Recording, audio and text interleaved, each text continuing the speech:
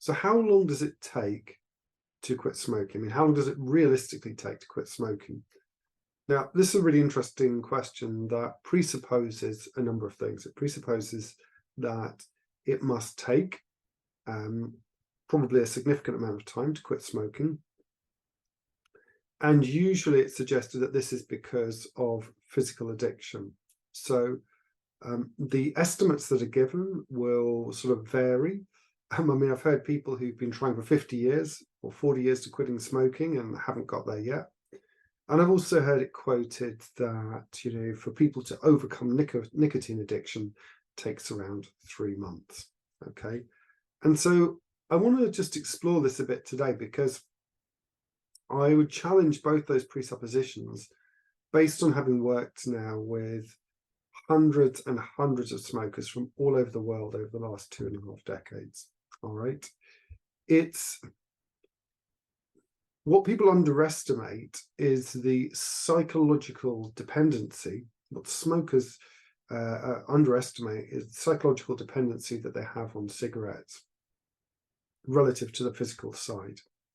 Now, only your registered medical professional can really advise you on addictions and so forth, and whether you have any particular sort of processes that you need to go through specifically to be able to quit smoking. But by and large, all things being considered, the greater part of what is holding a person back is the psychological side. And I'll delve into that a little bit today, because it may not seem obvious, and it's certainly not obvious amongst the millions of people who smoke and who are struggling to quit smoking, okay, by themselves. So the first thing is people tend to think about nicotine being, as an addiction. And it is an addiction of sorts. So nicotine can be addictive, but the greater part of this, as we mentioned, is really the psychological side. So how can this be the case? Well, listen, think about if you're currently a smoker and you think about quitting, what happens? Well, first of all, there are usually some anxiety and fears that come up along the lines of, can I do it? This is too overwhelming. How am I going to manage? Then there are the kind of other things that come up around that, like, how will I cope? And, further kinds of concerns about how to deal with stress, how to deal with, boredom during the day, or how to celebrate, or even how to communicate with people. This is because the habit that's been created of smoking is linked in very much with how we do, how we do stuff in our lives. It's become automatic, okay? And what happens is a lot of people who believe in the nicotine as a physically addictive model, and believe that is really the root cause of smoking, fail to take this into consideration.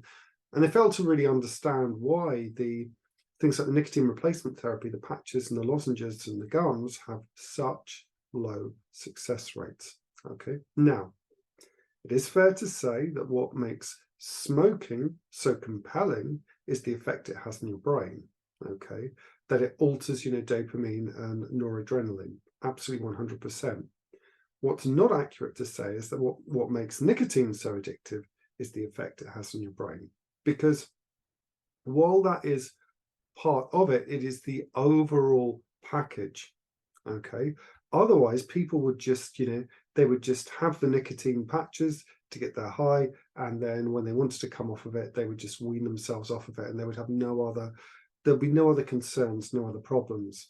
Okay, but the real reason that people smoke is because of the emotional payoff that they feel that it gives them.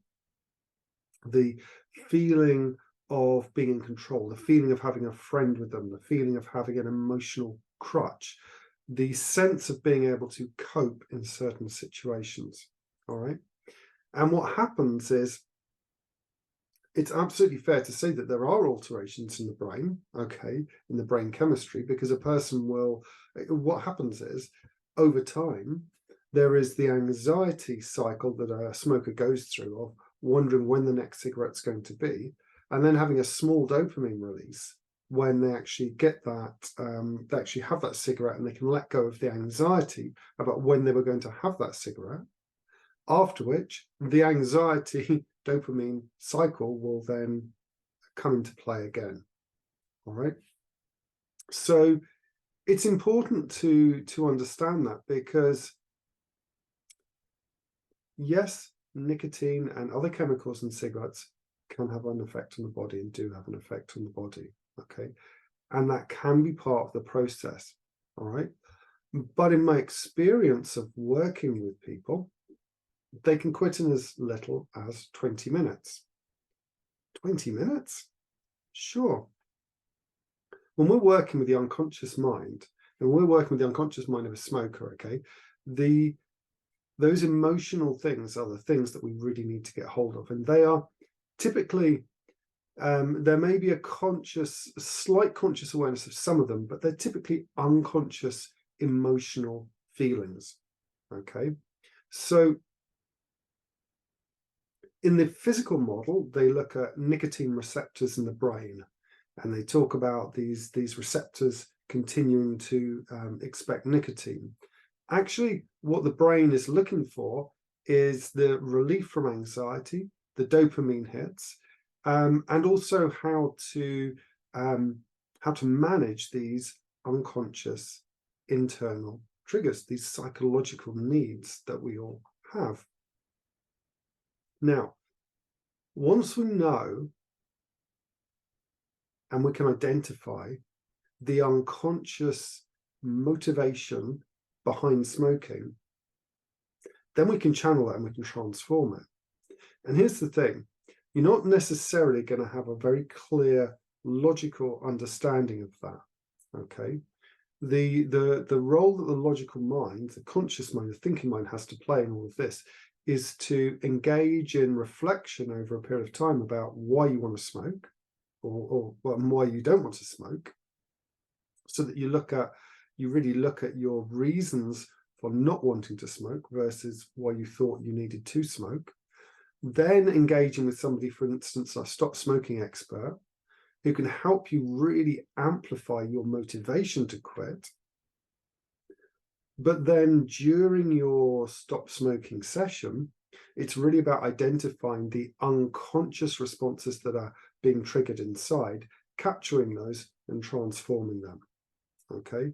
And what will happen is, there may be a number of these, or it may just be like a kind of a tsunami of a mixture of, how you're going to cope in life, whether you can manage without cigarettes, all these kind of things, fear of how you would deal with cravings.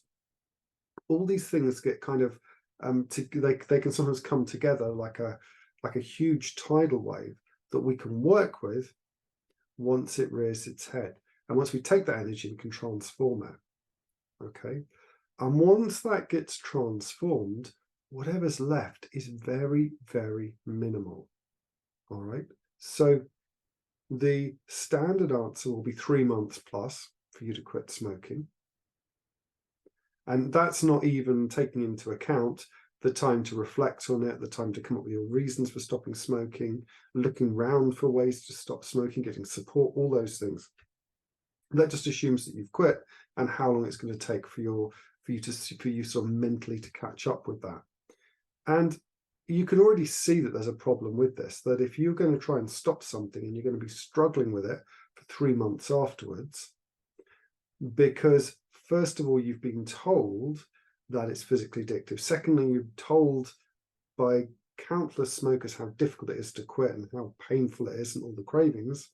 All right. Then what happens is, well, of course, it sets up an expectation that it's going to be very, very difficult. Okay. So what we want to do is we want to flip that on the head. All right. And you can make a decision, and you really have to decide for yourself and look into this and find out about this to your satisfaction. But one way to realistically quit smoking is it can take years and years. Truthfully, people spending a lot of time going through yo-yo kind of things. They may be lucky and have this kind of 3-month window of pain to get to the end of it, or they can do it very, very quickly in one session. Okay, so, you know, whilst it is fair to say that nicotine can leave the body within, say 72 hours, and, within sort of 24 hours, the carbon monoxide's out of the system, and all these positive benefits will continue to accrue. It's not the case to say that any effective smoking cessation program has to have a long adjustment period. Okay, as long as we deal with what's going on inside you at source. Okay, and I've worked with so many people now to quit smoking that I can tell you that once they get to that point of knowing, you know what, I just don't feel like it anymore. Right, there's always a point where you check inside, there's no cravings, there's no desire, and then at that point there is a switch in the brain, there is a little trigger that happens, and it's like, okay, I know I'm free of this. And at that point, they really just generally get on with their lives. And this is a beautiful thing.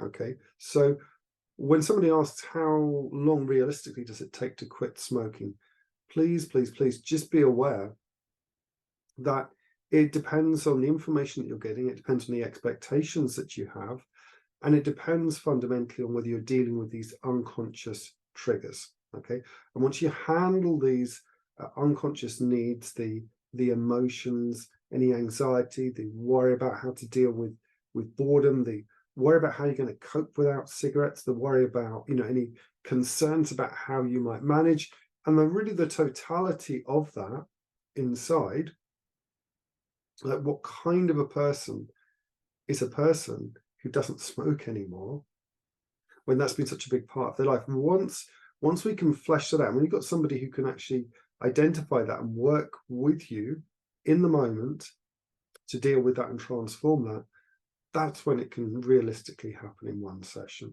All right, and that's the beauty of looking at it in this particular way. Okay, understanding that it is in fact this mixture of your expectations that come from the information that you get and the way that you're looking at it that's going to largely determine how easy or hard it is. I don't want to trivialize the transformational power of quitting smoking, because on one level you have to do is just stop doing it. It's like stop putting things in your mouth, stop buying them. I mean, it's easy, in terms of a logistical thing to organize, a practical thing. You're simply just not doing something. It's like if somebody said stop stubbing your toe, it will be easy. All right, and it's really that's really what's going to be happening. But it's a huge internal, there's a huge internal perception of how tough that's going to be to overcome it. And anytime you overcome something like that, a huge internal block, something you feel is out of reach or overwhelming for you, the payoff is huge. The dopamine release you're going to get is huge. The sense of well-being is huge. The confidence that you can have is huge. And I really want you to consider that it can be a very different experience from the experience of some people, right? We live in a world where the marketing machines of big corporate pharmaceutical companies encourage us that really what we need are more drugs to deal with problems. So we've been marketed cigarettes, even by the Surgeon General back in the day, to smoke. And then now we're marketed drugs by probably related companies or subsidiaries or other companies to replace these ones. All right. And with the kind of the mechanical worldview that, everything's physically addictive, your mind plays a huge, huge role in this. And even the most cursory consideration of how smoking fits into your life and the way it makes you feel and the kind of the life experiences you've had and how that's being linked in with it will let you know how important this is. And so to change that, you need to kind of go beyond that. And if you want to go beyond that, take some time to think about your own deep personal reason to quit. That's where it all starts, and that's where it can lead. Okay, so realistically, you can stop smoking in one session. You can do it in an hour or less, and the choice is yours.